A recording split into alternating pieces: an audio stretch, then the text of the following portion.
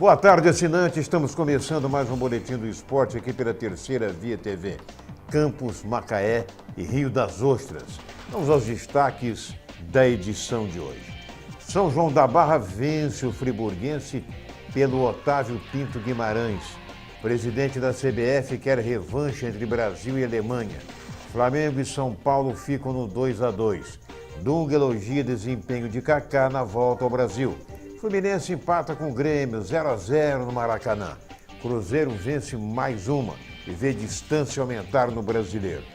Jobson deverá ser a novidade do Botafogo contra o Goiás hoje. Corinthians perde para o Figueirense e sai do G4. Joel reclama de acréscimo dado no jogo do Vasco.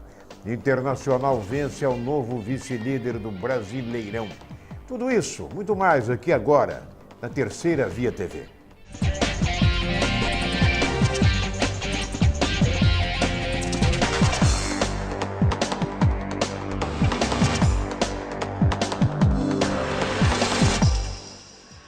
São Paulo 2, Flamengo 2.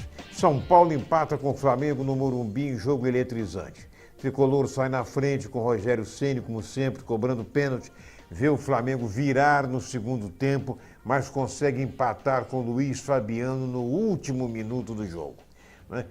O Rogério Ceni chegou, inclusive, a desperdiçar um outro pênalti que foi marcado contra o time do Flamengo e que, por certo, teria dado vitória ao São Paulo. Resultado de empate, o jogo realmente valeu a pena, porque foi eletrizante, como já dissemos. Agora, o Flamengo se superou.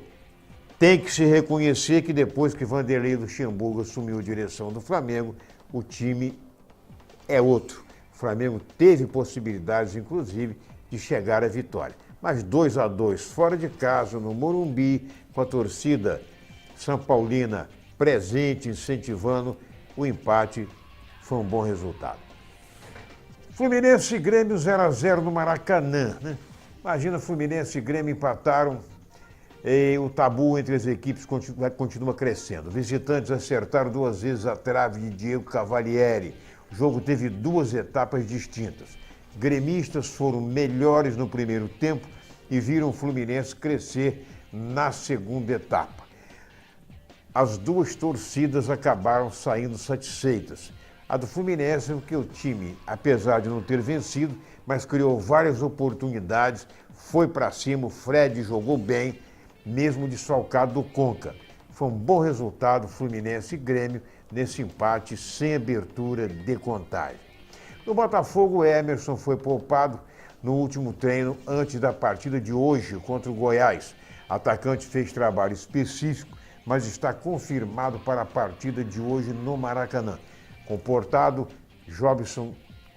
até agora. Jobson convence o Botafogo uma semana de treinamento e deve jogar hoje.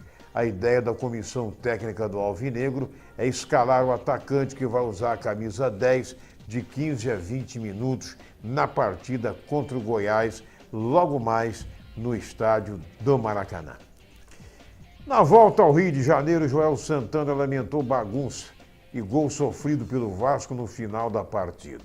O treinador lembrou que o time não tinha nada a ver com a invasão do Sampaio Corrêa e voltou a criticar acréscimo e empate no Maranhão.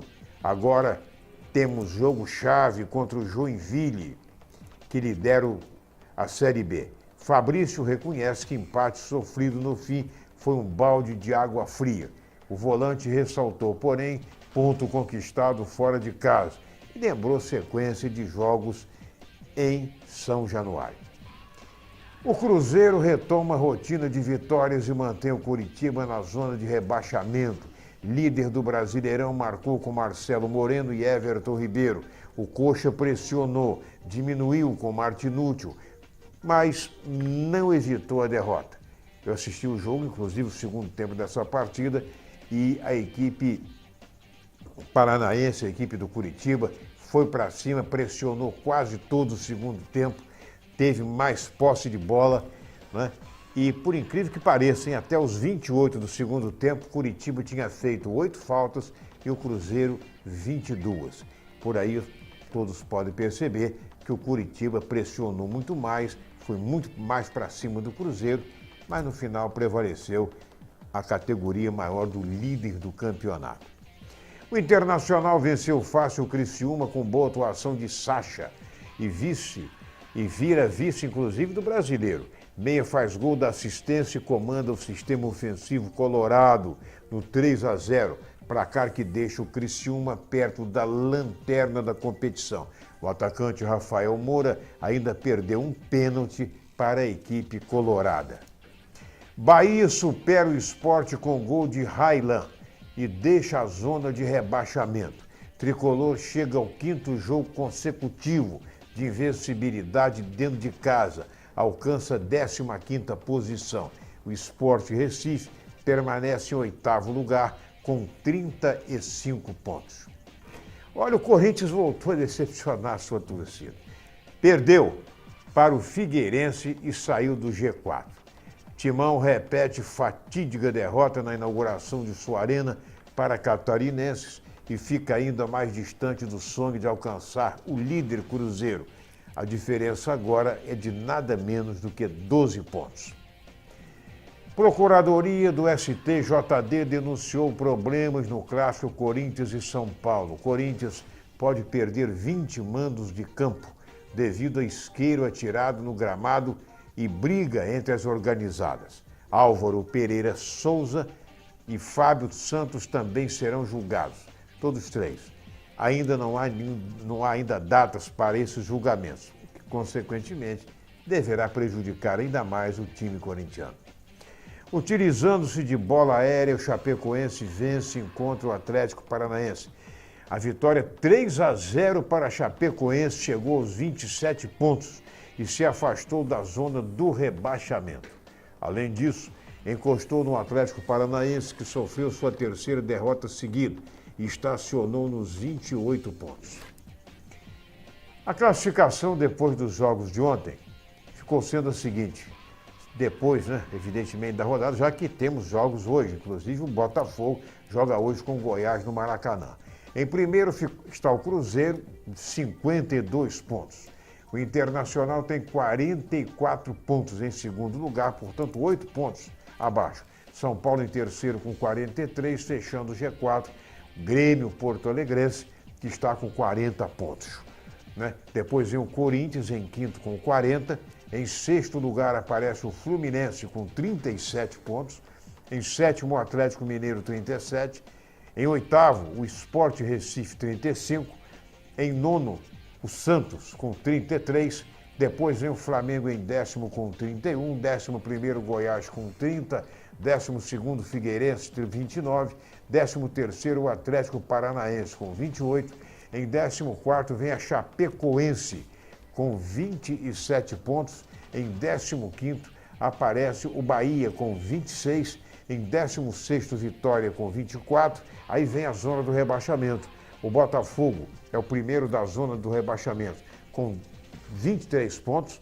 Depois aparece o Curitiba, também com 23, imaginem.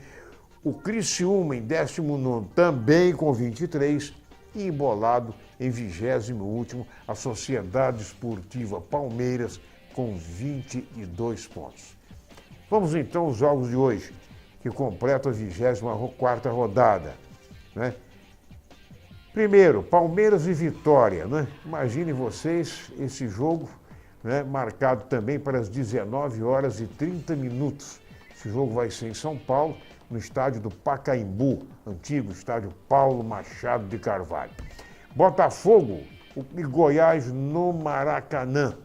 Esse jogo também às 19h30. A torcida do Botafogo aguarda com expectativa a nova chance dada a Jobson, que é um jogador reincidente em atos bastante complicados, já rodou várias equipes, andou emprestado ao Bahia, esteve fora do país, e é um jogador, pelo menos até agora, um jogador bastante problemático.